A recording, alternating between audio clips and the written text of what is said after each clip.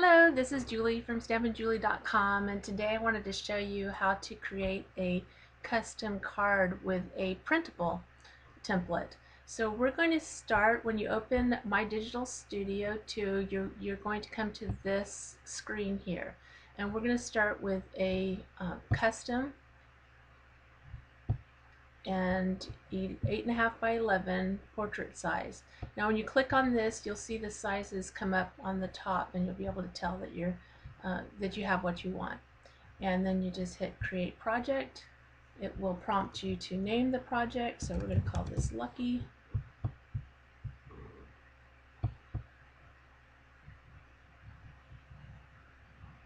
Alright, we have our new project, and we want to now add guidelines because we're going to make a card instead of a frameable. So you're going to go up to the top in view, and you can see I already have show guides selected. I want to turn off the snap guides and just have the show guides there, and we're going to just click on the ruler exactly where we want the guide. So we're clicking at 4 1/4 and 5 1/2, and that cuts our page in quarters. So now we know where our quarter sheets are. So the next thing we want to do is we want to import our template that we want to use. In this case, we're going to add other template. We go to insert, add other template, and we're going to choose an 8.5 by 11, and we're going to choose this Lucky Frameable. So make a great little card or a frameable for a friend for St. Patrick's Day. Alright, we see our guidelines here, but those don't show up in the printing. But here's our frameable. You can see it covers the entire page. So what we're going to do is we're going to select the whole thing, and you can do that by holding down your right click and then, left click and then dragging, and that selects everything. Or even Control A or Command A if you're on a Mac will select all the elements on the page. Then we're going to go to Arrange, Group. Now this becomes one piece instead of all of those different elements. So we can hit Control C, or you can go up here to Edit, Copy, and then we'll go back to our blank page, and we're going to Control B for paste, or again you can go up to Edit, Paste. Now once we have that in place, then we're going to close it. We're going to reshape that so that it fits in our quarter page here, right like that. And then we'll put another one down here. Now you can cover all four and print it like that, and cut them apart in quarter sheets and just mount them to the front of the card front. I'm going to show you how to mat this so that you can actually just print it and cut it in half, and you have two cards by folding it. Alright, so if we just put a background behind this, it is going to, these are just stamps, and so all the greens are just going to disappear on the page. So we want to put a white background behind this before we mat it with green.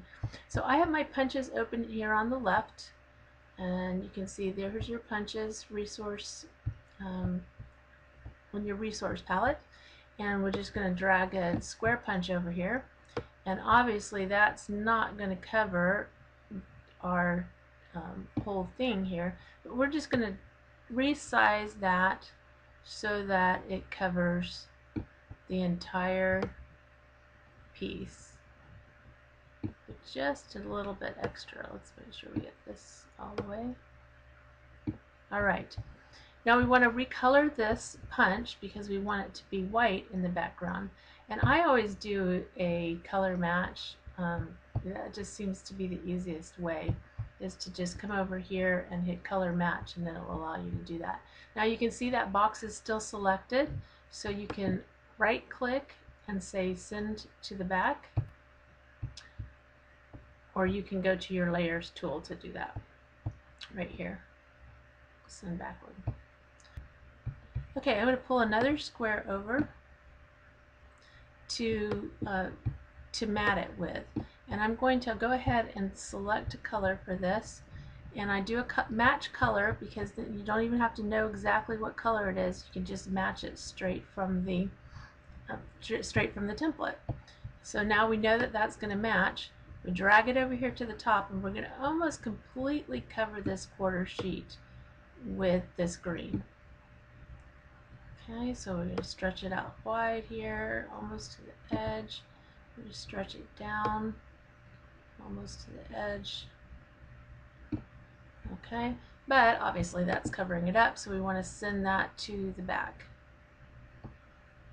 Alright, now once we have all that in place, it's very simple to then just, again, select the whole entire thing, because remember, our pattern, our stamped pattern, is grouped together, so it's going to copy as one piece.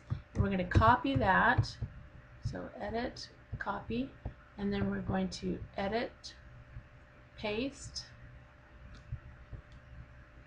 and this will allow us to drag it down as one piece and put it in the lower corner here.